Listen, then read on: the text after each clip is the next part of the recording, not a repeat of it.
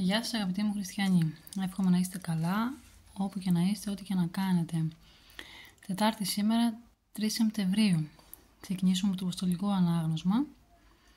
Είναι προς Β' Κορινθίους, κεφάλαιο 1, στίχος 12 έως κεφάλαιο 10, στίχος 7.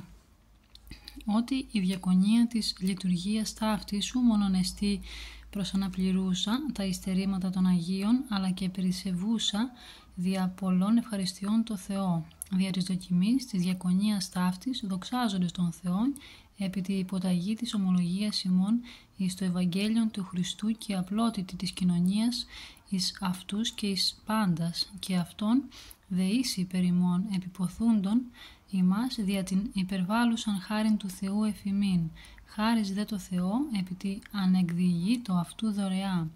Αυτός δε εγώ Παύλος παρακαλώ ημάς δια της πραότητας και επιοίκειας του Χριστού ως κατά πρόσωπον μεν ταπεινός εν ημίν απόν δε θαρώ εις ημάς. Δέομαι δε το μη παρόν θαρείσαι, τι πεπιθήσει ή λογίζομαι, τολμήσε επί τίνας τους λογιζομένους ημάς ως κατά σάρκα περιπατούντας, εν σαρκή γάρ περιπατούντες ου κατά σάρκα στρατευόμεθα. Τα γάρ όπλα της στρατείας ημών, ου σαρκικά, αλλά δυνατά το Θεό προς καθαίρεσιν οχυρωμάτων, λογισμούς καθερούντες και παν ύψωμα επερόμενων κατά της γνώσεως του Θεού και εχμαλωτίζοντες παν νόημα εις την υπακοήν του Χριστού και εν ετήμου έχοντες εκδική σε πάσαν παρακοήν, όταν πληρωθεί ημών η υπακοή. Τα κατά πρόσωπον βλέπετε, εις της ή της πέπιθενε αυτό Χριστού είναι, τούτο λογιζέστο, πάλινε αφεαυτού, ότι καθώς αυτός Χριστού, ούτω και εμείς Χριστού. Συνέχεια με το Ευαγγελικό Ανάγνωσμα είναι κατά Μάρκον, κεφάλαιο 3, στίχη 20 έως 27.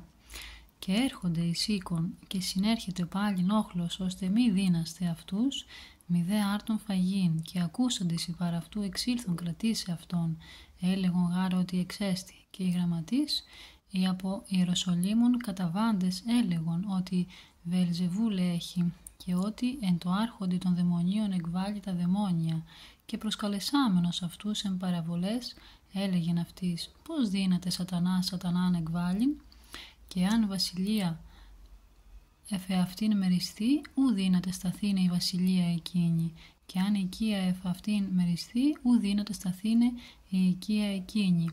Και ή ο σατανάς ανέστη εαυτόν και με μέριστε, ου δύναται σταθήνε, αλλά τέλος έχει.